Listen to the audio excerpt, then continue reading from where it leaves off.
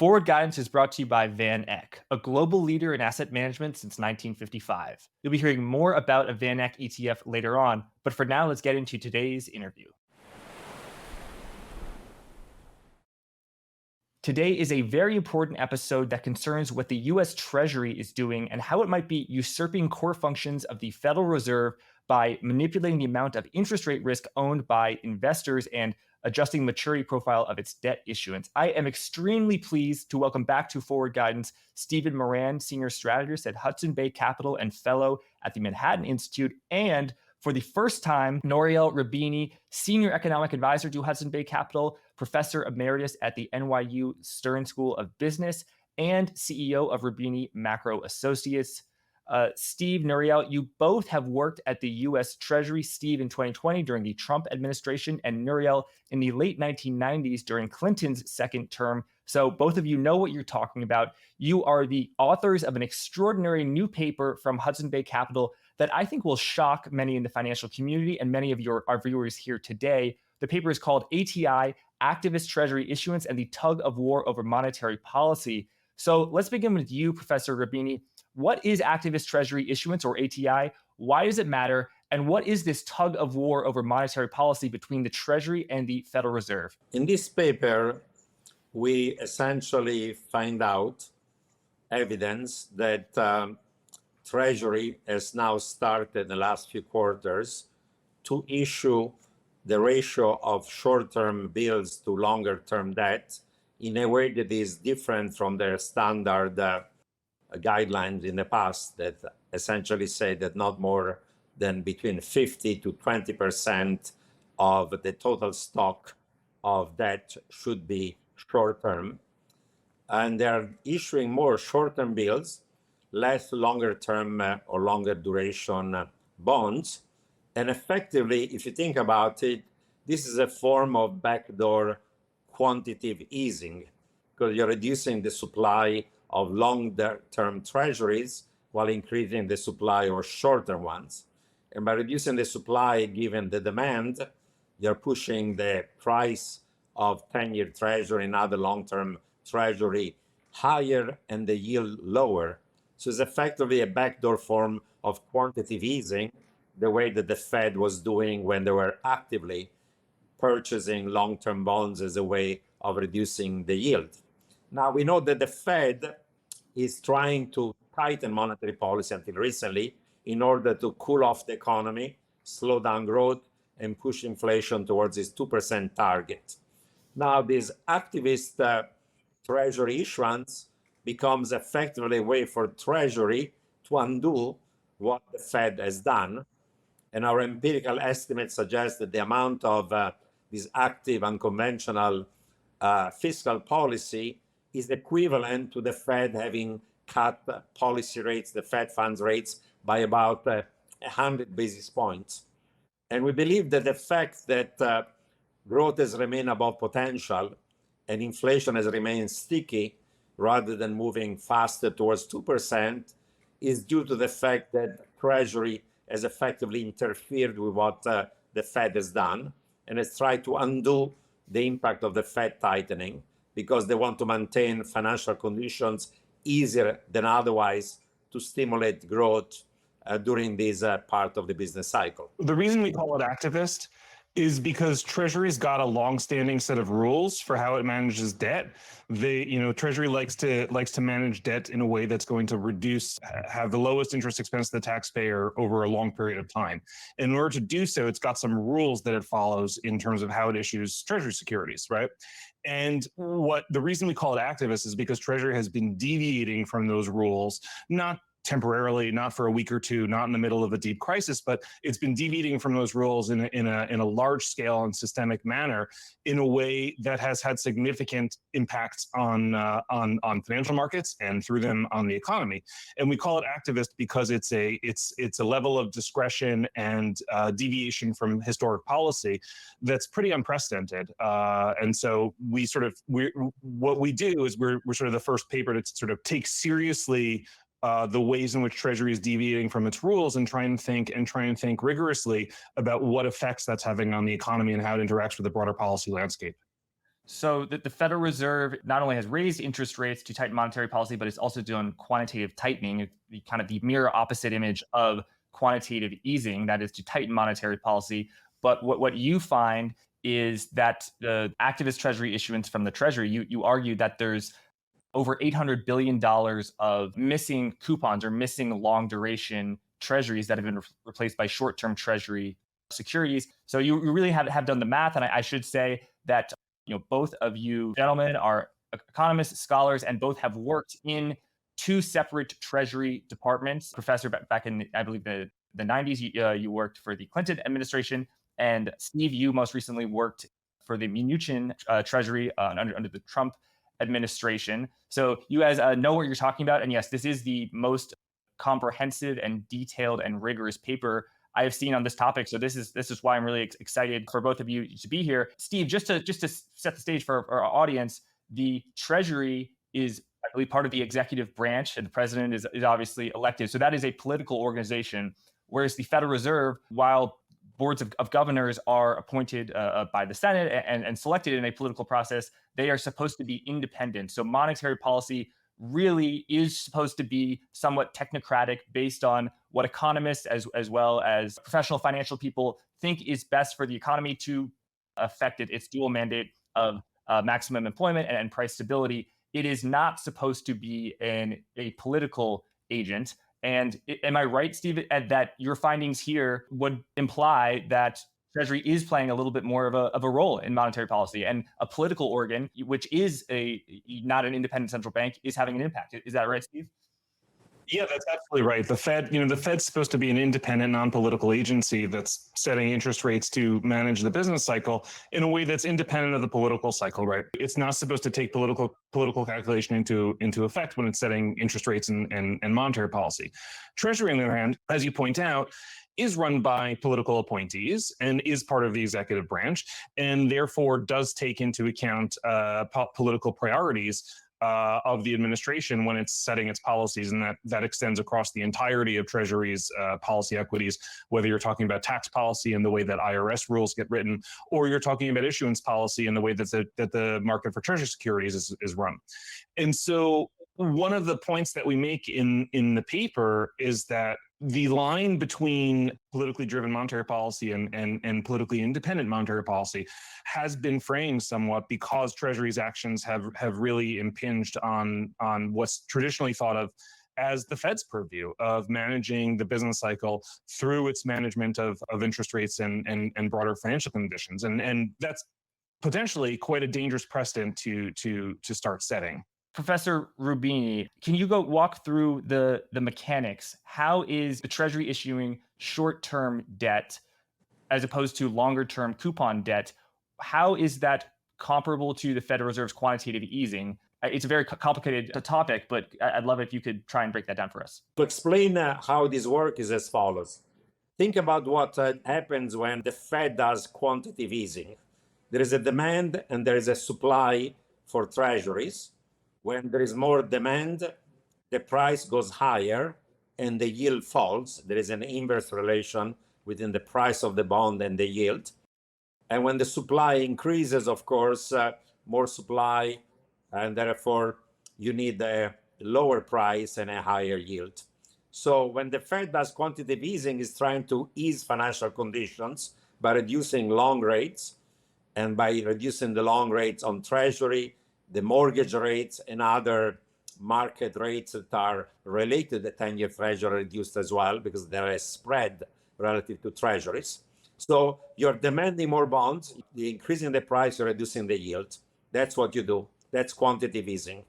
Suppose that you are instead the Treasury, you have to issue debt to finance your deficit. You can issue short-term debt or you can issue longer-term debt. If you decide to issue longer-term debt, less of it, you reduce the supply of long-duration treasuries compared to the demand. And when the supply is reduced, given demand, the price is going to be higher and the yield is going to be lower. So QE done by the Fed is acting on the demand for Treasury by the Fed, while QE done through the back door by the Treasury is working by reducing the supply. Doesn't matter whether you increase the demand or you reduce the supply, the price is higher, the yield is lower. So that's the way you should think about what the Treasury is doing right now is a backdoor form of quantitative easing. And both QE and ATI work through, as Nouriel's saying, manipulating the amount of interest rate risk that investors hold. And at the end of the day, the critical channel through which both of these policies work, both QE and ATI, is through the fact that essentially Treasury bills, short-term debt, right? So short-term debt, a year and less are usually referred to as Treasury bills. Intermediate and long-term debt with greater tenors than that are referred to as coupons, and because they in the old days they would come up with a little coupon hanging off the bill, and you'd mail that into the Treasury and get your interest payment back twice a year, and so that's why they're called coupon debt.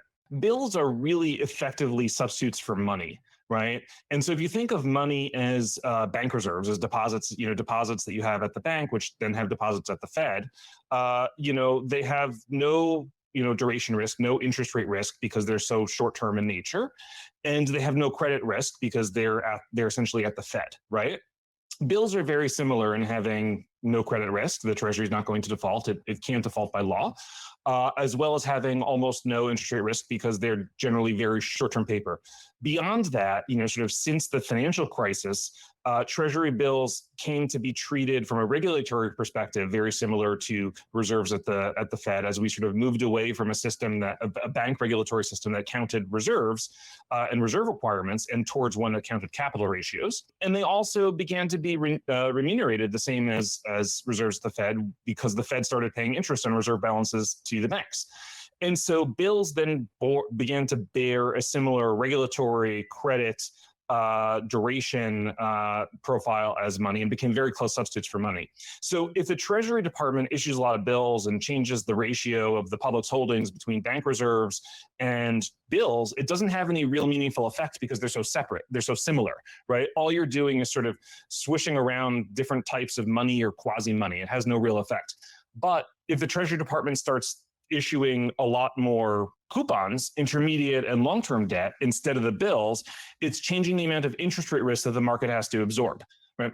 Now, the critical thing is that markets have, at a given price, markets have a fixed appetite for risk.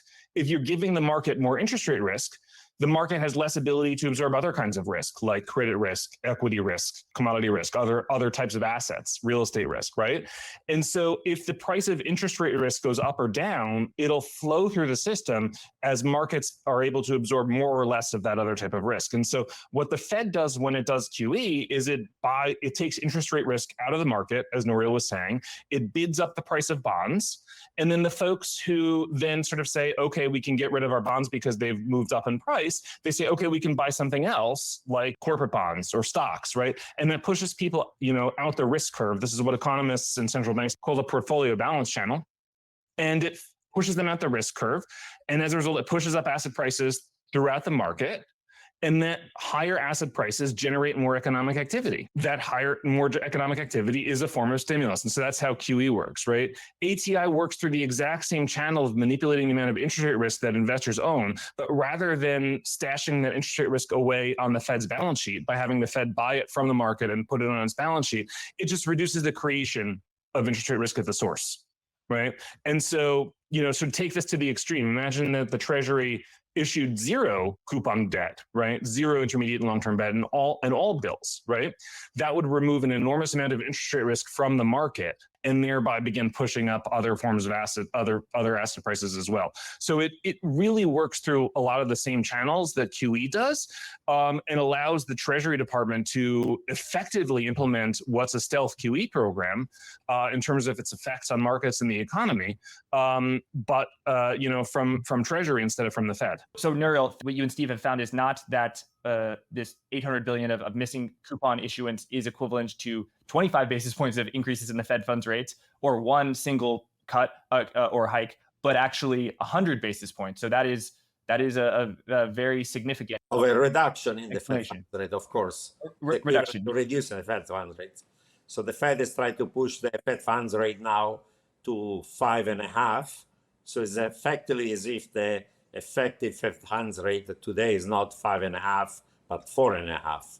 In our view, that's one of the reasons why the economy has been until recently in the no landing scenario, where growth is above potential and inflation has remained more sticky than was originally forecast and predicted by the Fed. To put that in context, if ATI is worth about 100 basis points of lower Fed funds rate, it's effectively a 1 percentage point cut to the Fed's overnight rate. That's effectively undoes all of the hikes they did in 2023, right? They basically did 100 basis points of hikes in 2023, and our argument is basically that Treasury effectively blocked those from ever hitting the economy. Right. So QE is quantitative easing done by the Federal Reserve. ATI is activist Treasury issuance, your term, and that is by the Treasury. And you found that the ATI done by the Treasury, the activist Treasury issuance, is equivalent to 100 basis points of cuts. So monetary policy is actually at 100 basis points or 1% looser than the Federal Reserve might think. So that's why this conversation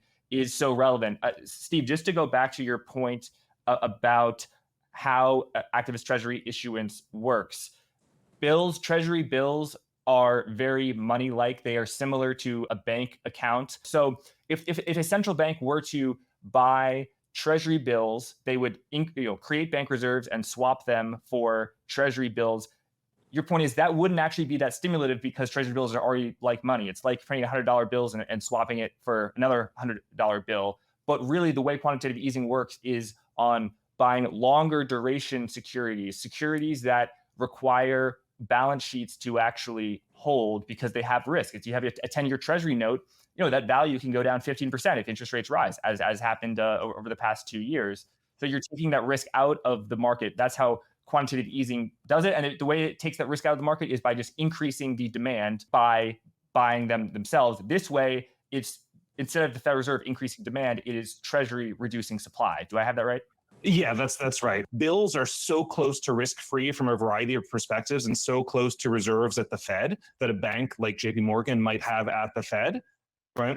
That they're effectively money-like. They're not money, but they're almost money, and they're very close substitutes for money.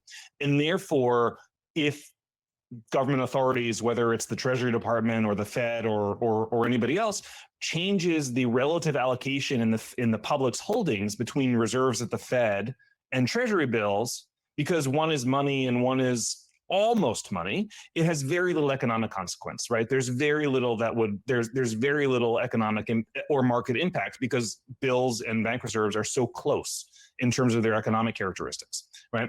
Both of those, bills and bank reserves, are very unlike coupon debt because coupon debt bears interest rate risk. If you swap bills or bank reserves in the holdings of the private sector for coupon debt, you're creating a real economic change, right? And there's several economic changes that occur. One is that whoever owns these things now bears more risk, right? They own interest rate risk now, which means that all of their risk analysis in terms of how much risk they can tolerate, right, changes. And so because they have more interest rate risk, you're probably reducing their ability to bear other forms of risk, like credit risk or equity risk. They also have different regulatory characteristics as well, right? And so from a bank's perspective, if you're giving them bills, they're treated from a regulatory perspective, not exactly the same as bank reserves, but very similar to how bank reserves are, right? Because they bear similar risk profiles as as Fed reserves. But if you give a bank interest rate risk, that has a very different implication for capital weights and for the bank's ability to hold other types of assets as well. And so while bills and bank reserves are very, very close substitutes to each other, therefore changing the relative allocation between them doesn't have any significant economic effects. But changing the allocation between bills and money supply versus coupons, which are not money-like, is going to have big economic consequences. And that's how QE works, right? QE works by taking coupon debt from the public and giving them bank reserves in exchange. So you've taken interest rate risk away from the public, given them risk-free bank reserves in exchange. And then the public, therefore, has more risk capacity to go out and buy stocks, go out and buy real estate, right? That pushes economic activity up, right? Activist Treasury issuance, ATI, doesn't buy interest rate risk from the public. It just gives them less to start with, right? And it changes the ratio of bills to coupons that Treasury auctions to begin with. So whereas the Fed, when it does QE, goes out and buys interest rate risk from the public, ATI limits the creation of interest rate risk at the source And so rather than the Fed having to go out and mop it up during a downturn, mop up the interest rate risk and take it back from the public, ATI just reduces the creation of that interest rate risk to begin with and makes it scarcer. Both of these things make interest rate risk scarcer, which bids up the price of bonds that bear interest rate risk. And bidding up the price of bonds works through markets to bid up the price of other assets too, whether it's corporate credit, whether it's equities, whether it's real estate, really whether it's any other sort of risk asset out there at all, right? And that pushes up economic activity. And of course, pushing up economic activity generates more inflation. It reduces unemployment and it generates inflation. And so ATI works in very, very similar ways to QE, but rather than being implemented by the Fed, it's implemented by Treasury. But in both cases, what you're doing is you're manipulating the amount of interest rate risk that investors own and the amount of money or money-like instruments that investors own. And through those, the rest of financial markets, and through financial markets, the economy. Forward Guidance is brought to you by VanEck. The VanEck Morningstar-wide MOAT ETF, ticker MOAT, has outperformed the S&P 500 for over a decade. How? MOAT strives to achieve a simple but challenging task: buy quality stocks when they're undervalued and sell them when they're overvalued. Visit vaneck.com/MOATFG to learn more. That's vaneck.com/MOATFG. Now the disclosures. All investing is subject to risk, including the possible loss of money you invest. Visit vaneck.com to carefully read a prospectus before investing. The VanEck Morningstar-wide MOAT ETF is distributed by VanEck Securities Corporation, a wholly owned subsidiary of VanEck Associates Corporation. Thanks, let's get back to the interview. Right, and that portfolio rebalance channel is very key. That's the main way, or a main way quantitative easing works, is if a Fed buys a 10-year Treasury note from a bank, the yield will be lower as the price goes up, and that bank will be marginally more inclined to divert its capital away from Treasury notes into slightly riskier securities like corporate bonds or agency securities. And then some people who own that will be oriented to own less investment grade bonds and then to high yield bonds. And then people who own that will be less high yield bonds into stocks. And then people will be less inclined to hold stocks and more inclined to hold Bitcoin. So, Nouriel's favorite. So it pushes people up the risk curve by causing a scarcity of very, very safe assets. Nouriel, I've got two questions for you. Number one, what is the difference, other than the mechanics, the differences in terms of the impact between $800 billion of activist Treasury issuance,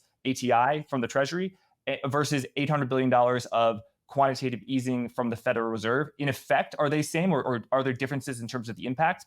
And also, where do you think the U.S. economy would be if it weren't for this $800 billion impact from activist Treasury issuance? Would the U.S. economy be in a recession, as was the somewhat consensus economic view in 2022? Well, on the first question, they're very, very similar, because in estimating the impact of ATI on 10-year treasuries, we took studies, and there's a broad range of literature estimating what are the impact of quantitative easing. And in the literature on quantitative easing was shown that about 800 billion to a trillion of QE is equivalent to 25 basis points reduction in 10-year Treasury, or equivalently 100 basis points reduction in the policy rate, the Fed funds rate. So we don't have other episodes of this. ATI is unusual unless you go to, other very far historical examples. So the way we thought about it was QE has this impact, and ATI effectively, by reducing the supply of long duration as opposed to increasing the demand, has an impact, the way it was described, by affecting interest rate risk on long bond yields, 25 basis points, and 100 basis points on the short end of the yield curve. So they are effectively equivalent. There are really small nuances that are very technical, but substantially is the same story. Now, in terms of where the economy would be, a year ago, of course, people, when the Fed was hiking, were worried that we'll have a hard landing. Then people said, well, we got lucky that there are a bunch of positive aggregate supply shock, maybe we'll have a softish landing. And until 6 months ago, I would say it looked like inflation was dropping like a stone last year and growth was above potential. We're on the way to a soft landing. That is exactly what the Fed wants and what Treasury wants. However, in the first 3 months of the year, what happened was that inflation ticked up and growth was still robust, maybe less robust than last year, but robust. So people started to worry about a kind of a no landing zone, that growth was too strong last year, that inflation was falling, but core inflation was remaining above 3% as opposed to falling towards 2. And the question was, hey, the Fed hike rates all the way from 0 to 5.5. People were worrying about a hard landing or a short and shallow recession. We would not even get that. We were in a low landing zone. So what can that explain it? And maybe some of it was luck and positive supply shock, but in our paper, we argue that part of that story is instead activist treasury issuance, that essentially ease financial condition, maintain financial condition both on the short end and the long end of the yield curve easier than otherwise. It stimulated also the price of other assets, including, for example, corporate bonds or real estate related assets. And therefore, part of the reason why the Fed was unable to achieve the soft landing and we're in a no landing zone was this activist treasury issuance. Now you're asking me, what if they've not done that? Then I would say that the economy probably would have slowed down much more. Inflation would have moved fast. There was 2%. And we don't know whether that would have caused an actual short and shallow recession, a softish landing, or a real just soft landing. But certainly, probably Treasury was worried that what the Fed was doing might have been an overkill. They knew that this year would be an election year. They knew that the results of the election depend in part on whether you can avoid a recession or not. And to be on the safe side, that's our takeaway, they wanted to undo part of the tightening of the Fed. And that's where the activist treasury issuance policy came into effect. So I cannot say that it would have been a recession, but certainly economic growth would have slowed down more according to what the Fed was desiring to do. That certainly would have been. And we could have been even at the risk of maybe a short and shallow recession, possibly. We don't know, of course. And if you look at the folks in the Treasury that are responsible for debt issuance, right? First of all, starting with Secretary Yellen, but then if you look at the folks that sort of go down the command line in the sort of down to where the debt issuance occurs, they all come from the Federal Reserve. Right? They all are former Fed officials, right? Who really, really know the ins and outs of QE and how QE works. They've adopted forward guidance as well, which is another Fed tool. For the last two refunding announcements, Treasury has asserted that it does not anticipate any further increases in coupon auction sizes for at least the next several auctions, which of course conveniently goes just to the other side of the election. But these are folks that either themselves engineered these tools like forward guidance and quantitative easing, or have spent their career studying them and implementing them and really know the ins and outs. And so, I think this is an extremely sophisticated, extremely financially sophisticated Treasury Department. But I think it would be far-fetched to believe they didn't know what the effects of what their decisions would be. And to the extent that you might question this might have an effect, just imagine that ask yourself, tomorrow Treasury announces it's going to issue $1 trillion issue $1 trillion more of intermediate and long-term debt.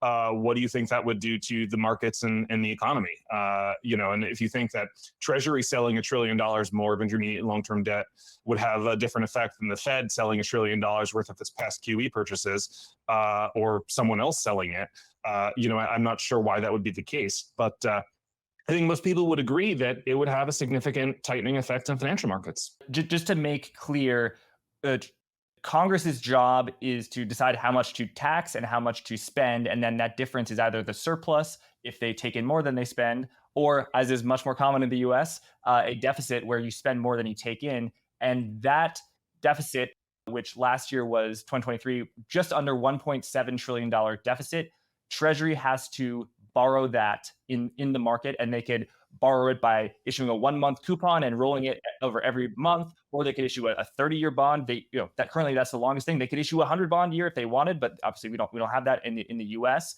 So what we're talking about, Treasury's decision, which again is a member of the executive branch, is to how to finance the deficit, not the size of the deficit. So just want to make that clear. So there might have been a recession if Treasury didn't do this issuance. Question for both of you: how much does this deviate from typical Treasury policy, as well as from the Treasury policy that you both witnessed firsthand when you were in your respective different treasuries? What is the general policy about how much you should issue on the short term, how much on the long term, and what are you witnessing right now that you can say with high confidence that this is an activist decision that departs from precedent? Steve, let's start with you. Right. So Treasury has a rule of thumb for issuing 15 to 20% of outstanding debt in bills, and then the balance of 85% in intermediate and long-term coupon debt. That sort of target, it moves around over time in a very slow manner. It doesn't move every month. It moves, every decade type of thing. Over the long term, and it's set based on trying to accommodate structural features of the demand for Treasury securities. And so, sort of coming after the great financial crisis, there was sort of an enormous demand for long duration bills because we were in a debt deleveraging crisis that lasted a really long time. And so Treasury was issuing a lot less bills because there was so much more demand for longer term securities, right? Then you get to the middle of the last decade, and regulatory reform came from the money market funds. And the SEC decided that it was afraid that another financial crisis could be caused or accelerated by what people call breaking the buck on money market funds, right? So money market funds, have this dollar NAV, right? Net asset value. Yeah, a dollar net asset value. The value of a money market fund is pegged to a share is pegged to $1 to effectively make it a close substitute with money that you can sort of treat as a checking account, write checks in a money market fund, and so forth, right? And if a money market fund has losses because it owns defaulting securities, short-term commercial paper, it's potentially possible for the value of a share to go below $1 to 97 cents or 92 cents, depending on the scale of the defaults. That's referred to as breaking the buck. And because money market funds are often treated as substitutes for checking accounts, it could cause it would be akin to a bank failure and potentially accelerate or cause a financial crisis. Now, after 2008, the SEC was really scared about, the regulatory authorities were really scared about that. And so they instituted what they call money market, some money market reforms, where they said the only money market funds that are allowed to have this dollar NAV are those that invest only in government paper. Money market funds that invest in corporate paper and non-government paper called prime money market funds, they're not allowed to have the dollar NAV anymore. They have to have a floating NAV. And so because investors want these things to treat as substitutes for checking accounts, they really want the dollar NAV. And so there was a huge migration out of non-government money market funds and into government-only money market funds, right? That was driven by this regulatory. That was a surge in demand for Treasury bills. A surge in demand for Treasury bills that was not driven by, economic fundamentals. It's not like people said, "Oh, we don't want interest rate risk, and so we're afraid that there's going to be a wave of inflation, so we're going to shorten the duration of our Treasury holdings." It was purely regulatory driven demand for Treasury bills. And Steve, was that in 2008 or in 2010, like after the Great Financial Crisis? That was 15, 16, right? 15, 16, got it. Yeah, 15, 16, 15 they were sort of proposed, in 16 they were adopted and then implemented over the course of the next couple of years. So you had this regulatory drive into Treasury bills, and Treasury accommodated that by lifting the target share of bills in Treasury issuance from about 10% to 15%, right? Then during the pandemic in 2020, during the pandemic, Treasury lifted the target again from 15 to 20 because it wanted more flexibility for the ability to issue bills in an emergency. And so because we didn't really have a good sense of how bad the pandemic might get, whether we'd have to do another stimulus program and like a huge stimulus program in the blink of an eye, is it going to get worse? Is it going to accelerate? There was a great deal of uncertainty over this stuff. And Steve, sorry, you were at the Treasury in 2020 when that move went up from 15% goal of bill share as a percentage of total issuance or as a percentage of total marketable debt outstanding to 20%. I was there, although I wasn't working directly on this issue because I was working on a bunch of other stuff. But I've spoken to the folks who were, and yes, it was about pandemic flexibility, and so typically you want to have, and so the bill share went up from 15 to 1520, but the point being it moves around over time because of structural components of the market for treasury bills, not because of short-term bets on the interest rate cycle. Now you expect to issue a lot of bills in an emergency, right? Because in an emergency with a spike in financing needs, you need to fund the government, whether you're sort of doing an emergency stimulus program or fighting a war or whatever it is. You need to fund the government in the fastest, most liquid means possible. And if you raise taxes by 10%, that's not practicable to suddenly raise taxes by 10% in the middle of a financing spike, financing crunch, right? It's also not plausible to issue a ton of 30-year bonds in a sudden financing spike, like a war or a recession. So in an emergency, you increase the bills issuance, right? And so if you look at previous episodes of bills issuance, if you pull up panel B of figure 1, you can, in our paper, you can see the history of bills issuance over time. So you see here, if you look on the right side of this panel, right, a huge spike in bills issuance to be about 80% over the last 12 months during the financial crisis. That's because revenues dry up and you need to do stimulus, and so you need to come to the market, you need to finance, but you do it in short-term debt in bills because that's the easiest, most liquid means of doing so, right? You look again during COVID, same thing. Right. The thing in the middle is the money market fund regulatory reform that I just spoke about a moment ago that Treasury chose to accommodate. And then on the last thing on the right, you have the last year, which we identify as the period of activist Treasury issuance, right? And so this rule of 15 to 20% really moves around over time based on over long, slow time. Over the course of decades, based on structural features of the treasury market, right? Deviations from the rule are normal during an emergency. A deviation from this rule is normal if you have a war. It's normal if you have a financial crisis. It's normal if you have a once-in-a-century pandemic. But deviations from the rule are not normal in periods of buoyant markets, in periods of high inflation, in periods of robust real growth. There's not really a strong argument for doing so. And so what Treasury has done in deviating from this rule is to push the share of bills as a percent of all outstanding debt up by a few percentage points, right? Now, so they've issued about 70% in bills over the last year, right? And that's pushed the share of overall outstanding bills up by a few percentage points because any 1 year's issuance is small relative to the overall outstanding stock. That might not sound like a lot until you realize that debt to GDP is over 100%, right? And so as a result, when you move the debt to GDP, the bill share of overall debt by a few percentage points, it generates $1 trillion swing in the amount of coupons versus bill issuance out there. So a small percentage point number in the overall stock, in the change in the overall stock of treasury bills, right, leads to $1 trillion shift in the value of the thing outstanding. And that's why QE programs are usually in the order of a few percent of GDP when they're done. So it winds up having a really, really significant effect on the economy when it happens. And if we look at the chart on the left, the share of treasury bills as a percentage of total marketable treasury debt outstanding, you can see that it peaked in 2008 and it peaked in 2020 when you, Steve, were at the treasury. So that is normal. And I guess the argument there is when there is an economic crisis, and without a doubt, 2008 and 2020, there was an economic crisis, it is highly appropriate for the US Treasury to issue treasury debt and basically print money, even though it's printing money, it's just causing money from savers to go into the government, where the government has a much higher propensity to spend that money. So you'd say activist treasury issuance is appropriate during crises, 2020, 2008.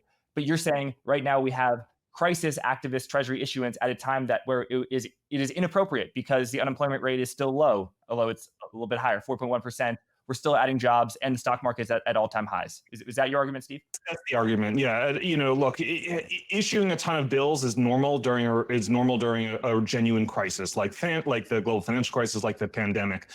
It's not normal when you have 6% inflation, 3% inflation, 4%, almost 4% real growth, like we did over half of the year last year, and unemployment sort of still pretty near historic lows, and stock markets at all-time highs with very, very loose financial financial conditions when, all these funny named, sort of altcoins, sort of seem to act like rocket ships. Financial conditions don't seem that tight. And so it's not normal to be engaging in this level of bills issuance with financial conditions this loose to begin with. In the picture that we were just looking at, the period of ATI looked very similar to the behavior of the bill share during, look at the spike in 2023 to 2024. It's very similar to the spikes in 2008 and the spike in 2020. This is the normalization of crisis behavior for the achievement of short-term gains in markets and the economy, and it just seems irresponsible. Nouriel, tell us about your view of just how radical or just how big of a departure current Treasury policy is to do activist Treasury issuance or issuing a lot of bills not during a crisis. During your a long review and focusing on Treasury issuance, as well as your time there in the late 1990s, how did the historical issuance process differ from what you're seeing right now? Well, as Steve pointed out, the desired amount of bill share depends on structural factors, and those structural factors change over time. I think that what's important here in terms of the bigger picture is the following observation. I wrote a long time ago, almost 20 years ago, a book about political cycles and the macroeconomy together with a late friend and colleague from Harvard, Alberto Alesina. And in that book, we show that there is a political manipulation of the economy, both by center-right and center-left administrations. Some of it is partisan. Democrats and Republicans have different preferences on the share to GDP of spending, taxes, and so on. Some of it is electoral. Usually in election years, anybody who's in power wants to get reelected, and they want to avoid a recession. And if they can affect both fiscal policy or directly, indirectly monetary policy to make sure that there is not a recession, they have an incentive to do that. But what happened in the last 20 years has been that, or even 30 years, where some degree of separation between monetary and fiscal policy. We realized that having independence for the central bank is important to have long-term credibility and achieving a 2% inflation target. And therefore, monetary policy should be separate from fiscal policy. Central bank should be independent.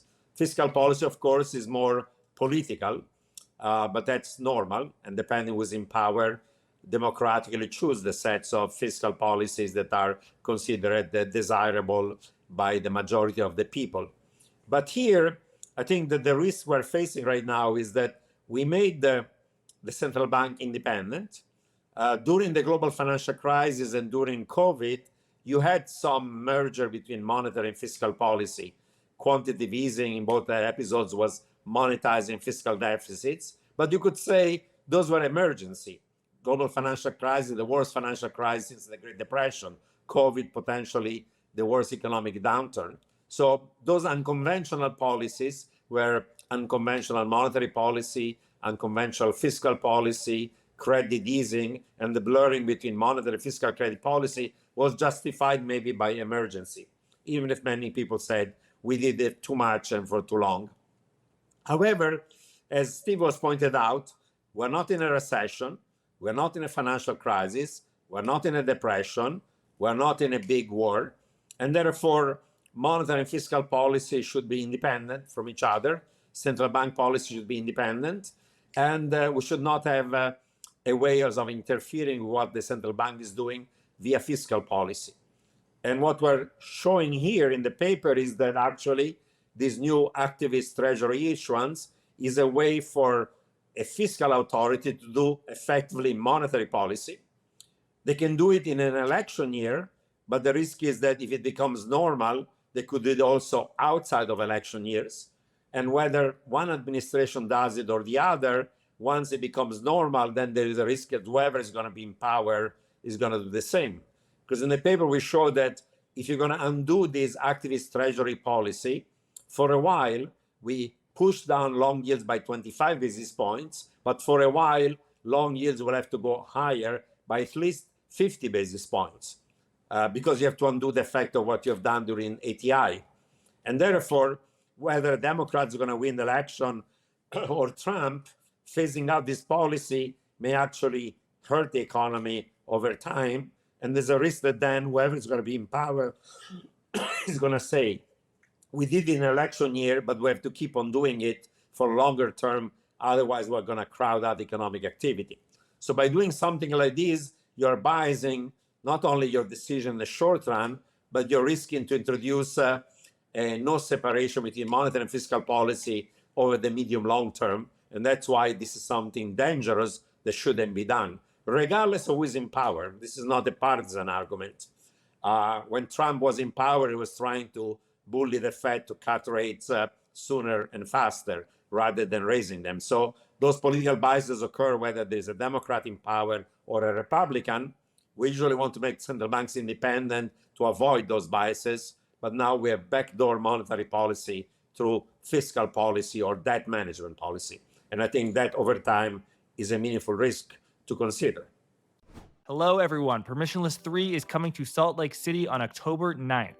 The event for crypto natives is heading west, and we are bringing the biggest names in crypto together for an insane, can't-miss event. Hear from more than 200 industry titans, including Balaji, Mike Novogratz, and Dan Tapiero. The conversations at Permissionless will be covering the hottest themes in crypto, including modularity, restaking, the Bitcoin and Solana ecosystems, AI and crypto, rollups and L2s, institutional adoption, and of course the November election that will be right around the corner. We couldn't be more excited about this event. Get your ticket today and make sure I get some bragging rights by using my code FG10 to get 10% off. That's FG10. Stands for Forward Guidance. I want to see you there. Do it. It's going to be at one of the most beautiful places in the United States, and everyone's going to be there. Van Spencer's going to be there. Jim Bianco's going to be there. Jan VanEck's going to be there. So what are you waiting for? Get your tickets now by clicking the link in the description and use code FG10.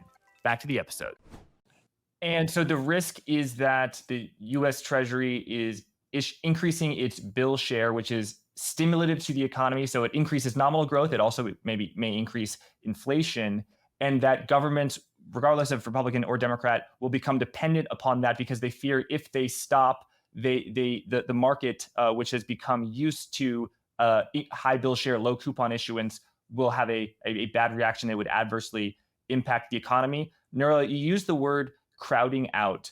Could you describe that theory for your audience, as well as do you agree or disagree with the fundamental claim of crowding out, which I'll summarize now, is that government spending takes money from the private sector and can use it in inefficient ways, and that money in the private sector isn't spent because it's being soaked up by the government? Well, crowding out is a complex concept the way you described it. I wouldn't say that all government spending crowding out economic activity. The government has to provide the public services, both short-term and things like healthcare, education, pension, and so on. Some of those things, of course, can also be provided by the public sector.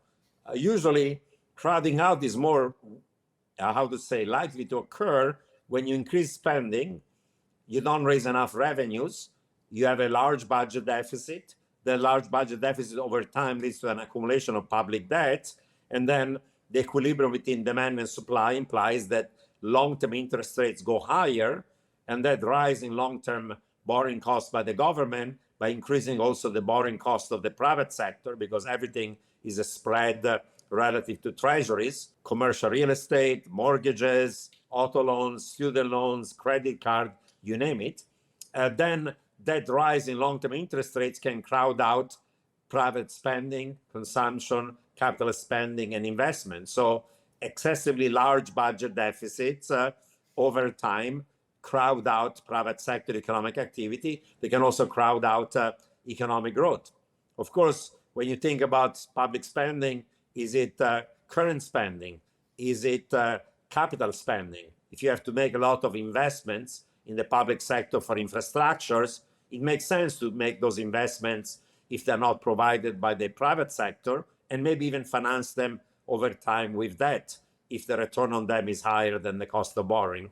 So we cannot just say there is a generalized crowding out, but of course, too much government spending as a share of GDP, even if it's financed by distortion in taxes, can weaken economic growth because it crowds out some private investment. And certainly persistent large budget deficits over time can also crowd out private sector growth and overall economic growth. And unfortunately, in the US, when Democrats are in power, they like to spend more, and they're either unwilling or unable to raise taxes enough to finance it. And then you have a structural budget deficits. And when Republicans are in power, they like to cut taxes, but they're either unwilling or unable to cut spending equivalently.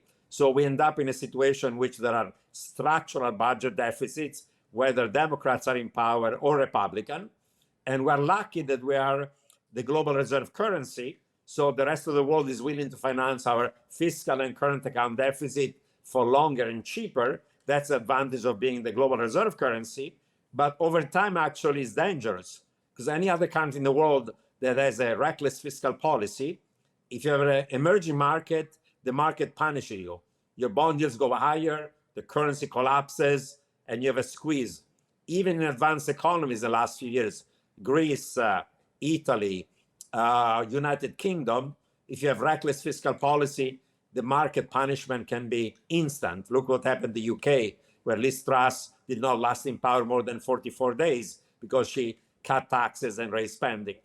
In the US, instead, that market discipline of the bond vigilantes, that's the term used by Jim Carville, the former advisor of Bill Clinton. He said, in my next life, I would like to be born as a bond vigilante so I can go and punish my enemies. The market discipline of bond vigilantes so far in the US has not worked very much because we are the global reserve currency. But the risk is we keep on building up bigger and bigger deficits, bigger and bigger debt, and the rest of the world is giving us more rope to hang ourselves. And when the market shock is going to occur, and eventually it's going to occur, the shock to your long yields could be much more severe than otherwise. So we're playing with fire. Yeah, I just want to add that one of the reasons why economists think central bank independence is so important is because if you have a politically activist central bank, it will provide too much stimulus than the economy needs, and then you get inflation over time. And you're providing more stimulus than the economy needs over a long period of time, you get more inflation than you want over a long period of time. And then people start to come to expect more stimulus, they start to come to expect more inflation, and then you find yourself in a permanently higher inflation and real interest rate regime as well, right? As a result. And that's bad. We don't want to be in a permanently high inflation regime. We don't want it, right? And so to the extent that ATI becomes a normalized tool because Treasury departments decide, hey, this is something that we can do to goose the economy when it's politically convenient for us, right? You run into all those exact same problems that you have with a politically compromised central bank of just delivering too much stimulus over time. The economy is going to get more stimulus than it really merits over the course of the business cycle, over the course of many business cycles, and people will start to come to expect that, and therefore you will cement high inflation as a longer term phenomenon, and you start to look like a basket case emerging market. That's really the road we want to avoid going down, and the synchronization of government stimulus with the political cycle of the type that of Nouriel and Alberto literally wrote the book on, almost 20 years ago now, right? Literally wrote the book on, is really the biggest concern that we have that comes from Treasury's policy innovations, in the sense that it's really ushering us into that world, which is a big step backwards in terms of institutions and the rule of law, and being in a long-term low inflation equilibrium and stable society. Thank you. Nouriel, you said there is a risk that going forward there will be a massive crowding out, that unlike the rest of the world and even the United Kingdom, which used to have the world's reserve currency, if they run very large deficits, the bond vigilantes, they will sell bonds, the currency will go down as long interest rates rise, and there will be a strong market discipline effect. The US, because basically the rest of the world wants our dollars and dollar-denominated assets, particularly treasuries, we can get away with a lot more. So you say you're worried about crowding out going forward, but would you say that there has been crowding out over the past 20 years? When you were at the Treasury, plus or minus 1 year, I think the U.S. Treasury actually ran a surplus, and since then the deficits have just returned, and with a vengeance. But I might argue, and that over the time that the U.S. Treasury has increased its debt by issuing Treasury securities, that there has been a large amount of private sector credit creation, whether you look at the subprime mortgage bubble of the mid 2000s or high yield corporations issuing corporate bonds, which are then bought up. The argument of crowding out of, oh, if money is going to fund the Treasury, there's no money to fund the corporate bond market. I would say maybe there's not that much evidence of that, because the more treasuries that the Treasury issues, the more corporate bonds the governments issue too. So what would you say, over the past 20 years, has there been crowding out in the U.S. economy, would you say?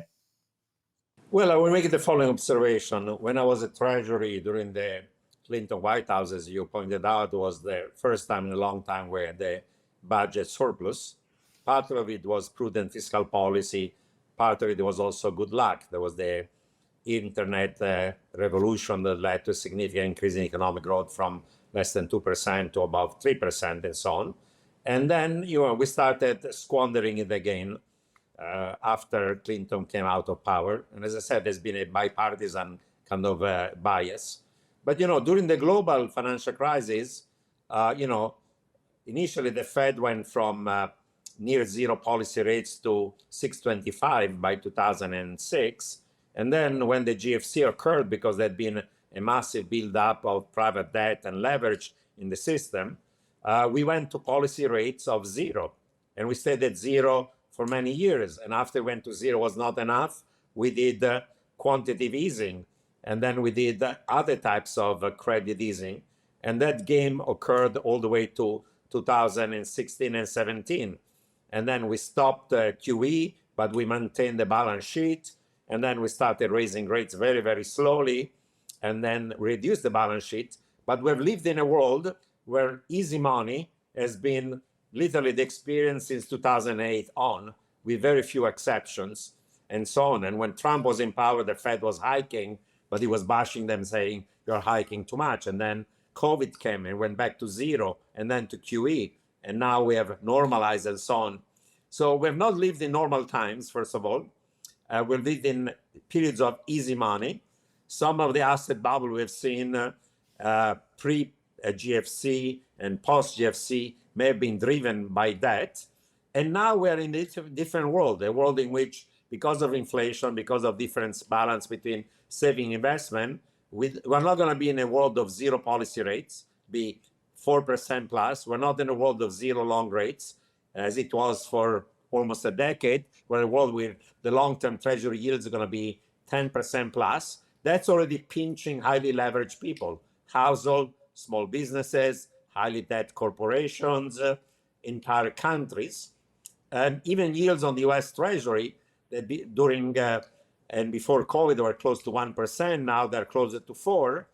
And we believe that actually, given the size of the deficit, they could become, 5% or more. And even with yield at 4% for 10-year Treasury, mortgages of 10-year are now at 7%.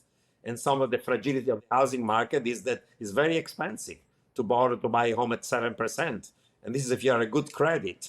So the risk is really that we have not yet seen the full impacts of crowding out coming from this deficit, because we're in a world in which deficits were being monetized pretty much in and out since 2008. And now we're in a world in which we have bigger deficits, and because of inflation, we cannot monetize them as before. So that's the risk we're facing right now. And because of other factors, there may be, I'm not saying it's going to happen, gradually some degree of de-dollarization. And certainly our enemies and our rivals and even our frenemies may over time, we've not seen yet the full impact, be less willing to finance ourselves for cheaper and longer. So we're playing with fire. We're not at the stage in time we can anymore have large deficit, hope that the Fed's are going to monetize them and ignore the effect of them. So we have to become less reckless in terms of fiscal policy. And Nouriel, just to be clear, so in the paper you argue that the risk is going forward.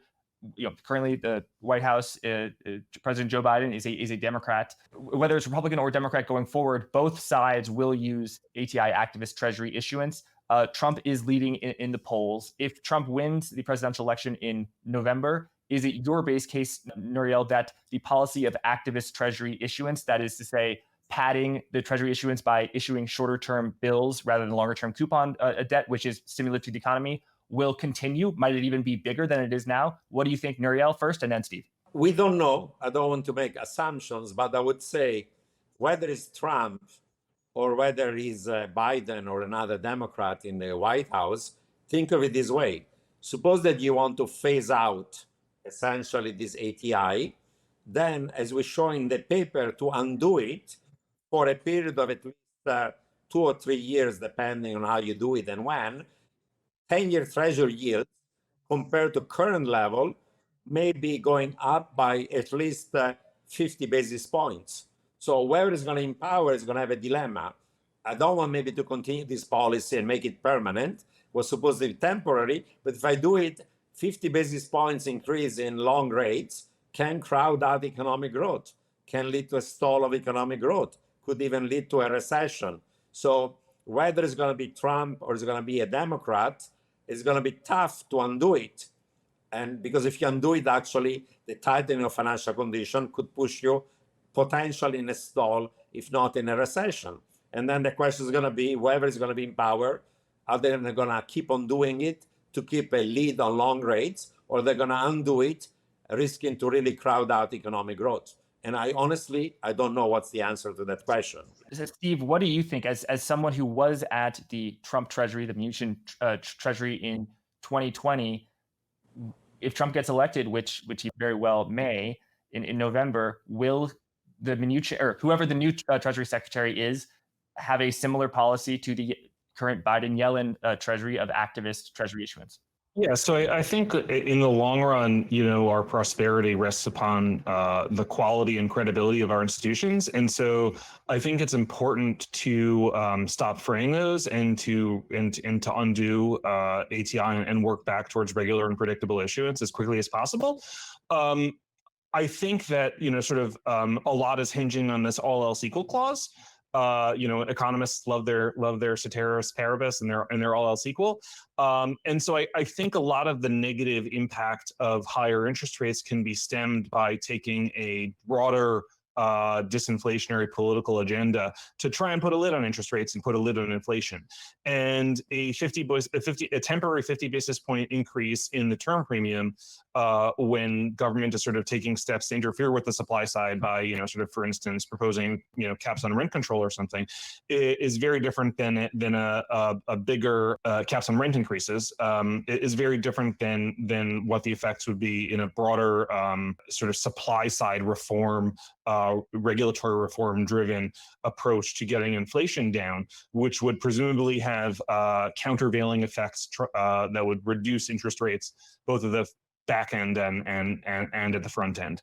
And so I think that, sort of all else equal, unwinding ATI is going to increase 50 basis point, term premium by 50 basis points.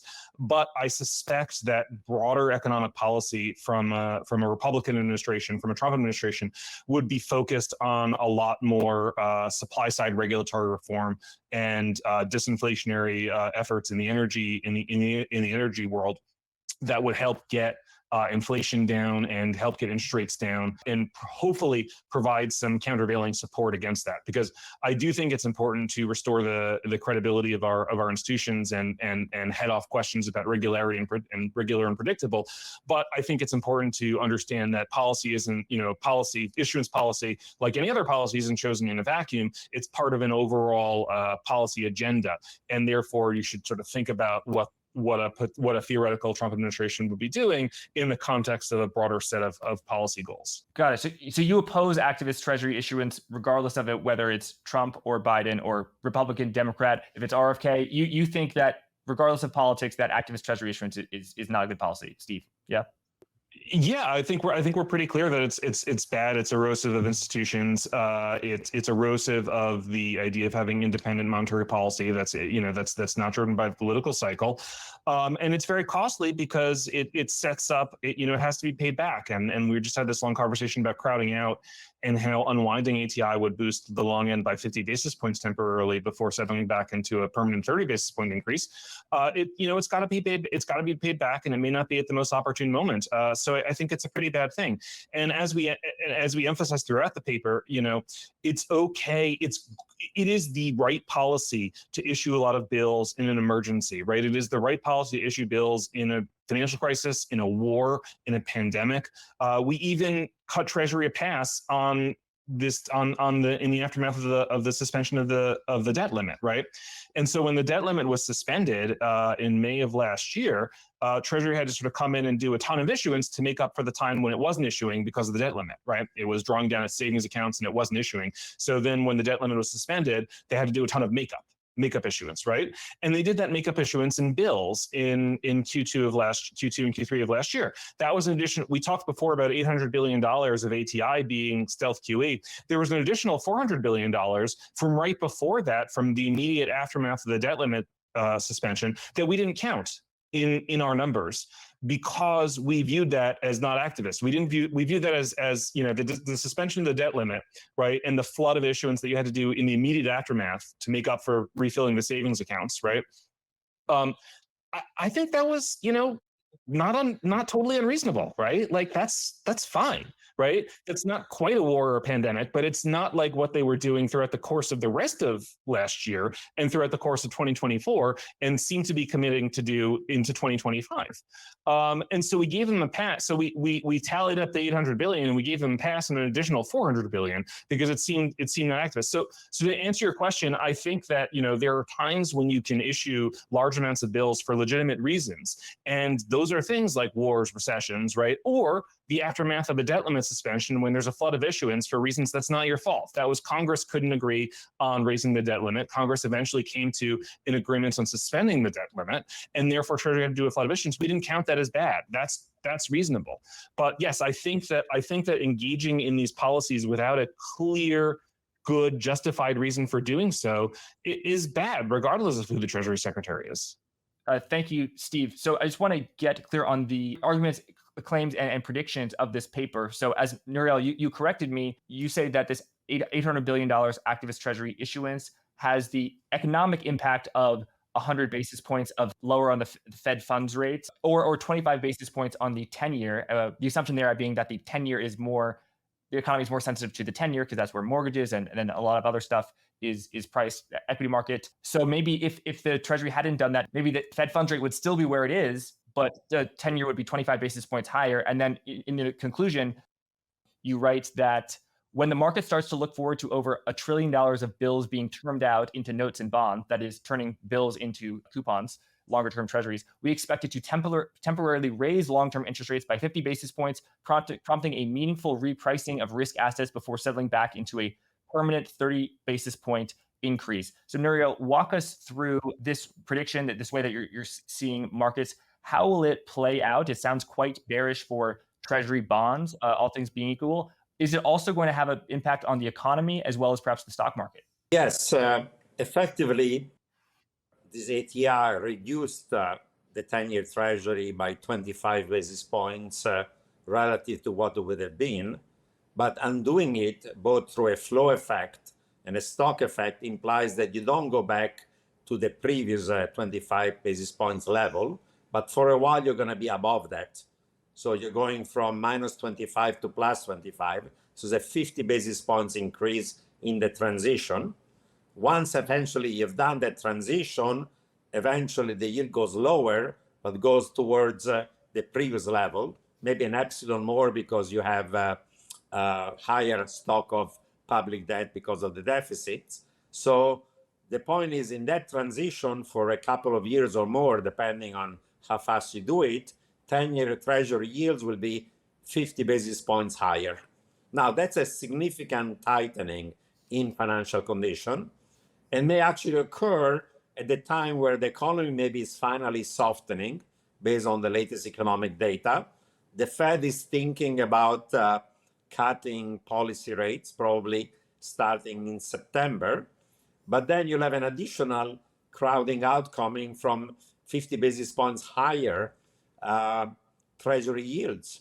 And the question is then, if that happens, how will the Fed react? Because the drag on economic growth of having 50 basis points increase in long rates could be significant. Mortgage rates, as we said, already above 7. corporate bonds, high yield, high grade, where the spread of it are higher, much higher than they used to be, and so on and so on. So the risk of then that we get not a soft landing, but instead a short and shallow recession becomes significantly higher. That's what we're facing as a risk. So the consequences of this are more volatile political business cycles, higher equilibrium inflation, and higher interest rates. So, Steve, is that the world that you and Nouriel envision? Just more volatile business cycles and higher inflation and interest rates. So basically, the decade of 2009 to 2019 of low inflation, low interest rates, that's gone. Yeah, there's a whole bunch of things that would sort of go into that analysis, right? And of course it's it's the revenge of the ceteris paribus again, and all else equal, right? You're sort of providing the economy more stimulus than it needs, and you're synchronizing it to the political cycle. So so you run the risk of permanently higher inflation and more volatile and frequent business cycles as a result. And that's why we think it's important that sort of Treasury return to regular and predictable as quickly as possible. We want to head off the risk of that becoming the future of the economy for the next 10, 20 years. Earlier, one of you referenced the Treasury forward guidance, indicating Treasury telling the market what it is going to do in terms of issuance, not just for this quarter, but for the next few quarters. How unusual is that for Treasury to issue forward guidance? The Federal Reserve, especially under Powell, issues forward guidance to influence market expectations of interest rates. But I'd never, before reading your paper, encountered that phrase Treasury forward guidance. Yeah, it's quite extraordinary. I'm not aware of Treasury using that in its issuance and its refunding announcements previously. I haven't done a study of refunding announcements back 50 years, but I'm not aware of it being used before. And like I said before, I think part of the reason why tools like forward guidance are being incorporated into issuance policy now is because there's the fusion of the Fed and the Treasury because of a large number of former Fed staffers and executives basically being appointed to the top of the Treasury have led to a synthesis of the two institutions, helping to break down the barrier between monetary and fiscal policy, and introducing a host of what are normally thought of as Federal Reserve tools into various elements of Treasury policy. My final question for Nouriel, but first I just want to express my heartfelt thanks to both of you for coming on. Steve, for letting me know about this, as well as bringing Nouriel on, who's been on my list of someone I wanted to interview for a long time. People can find you on Twitter at Steve Miran. We'll share a link to your Manhattan Institute work. People can find you, Nouriel, on Twitter at Nouriel, and your website is just nourielroubini.com. If possible, we will link to the paper if it's released publicly, but I totally deferred it to you, Steve, on that. We'll give you a link to the paper on the Hudson Bay website. Yes, and thank you to Hudson Bay for making this possible, and we will link to that. My final question for you is, Nouriel, you've been working on this issue of the impact of Treasury issuance on the economy and markets for a long time. Steve earlier referenced your pivotal book with Alberto Alestina. Writing this paper with Steve that you did over the past few weeks, few months, what surprised you as someone who's been studying this for so long? You said, wow, I thought I'd seen everything, but wow, this really is something else. What really stood out to you and surprised you? And I might say it probably is hard to surprise you given that you've been studying this so much, but was there anything that really did surprise you? Well, what surprised me was that, of course, during the global financial crisis and then again in COVID, we moved to a world of unconventional macroeconomic policies. Before the GFC, the term zero policy rates or negative policy rates, quantitative easing, credit easing, was not even existing in the textbook. It was something really arcane. And then it became the new normal. And we could justify it because there were exceptional times, both during the GFC and then during COVID. And there was also some, merger between monetary and fiscal policy, because de facto we were monetizing larger fiscal deficit, or we're using quasi-fiscal policy and quasi-monetary policy and credit easing as a way. There was a combination of both. But then, we normalized policy rates. We have a healthy economic growth. Inflation went up. We had to tighten There was no recession. There was no financial crisis. There was no war. Times were normal. And therefore, we phased out also QE. In addition to normalized policy rates, we started doing quantitative tightening. And then suddenly, out of nowhere, we end up with something that looks like, I would have called it maybe even unconventional fiscal policy as a parallel to unconventional monetary policy. But we call it the ATI, activist treasury issuance. And it's really an unconventional type of macro policy at the time where the economy is reasonably conventional. So unconventional policies in unconventional times may be justified, even if some of their consequences long-term might be actually having side effects and unintended consequences that are actually negative. But doing unconventional policies in conventional times and trying to do backdoor monetary policy through stealth or backdoor ATI is something that is very surprising, I would say, and unusual. Definitely is unusual. That is very interesting. Thank you both again, not only for coming on the show, but for writing this. I think this is an incredibly important topic. And until next time, thank you both. Great being with you. Thank you.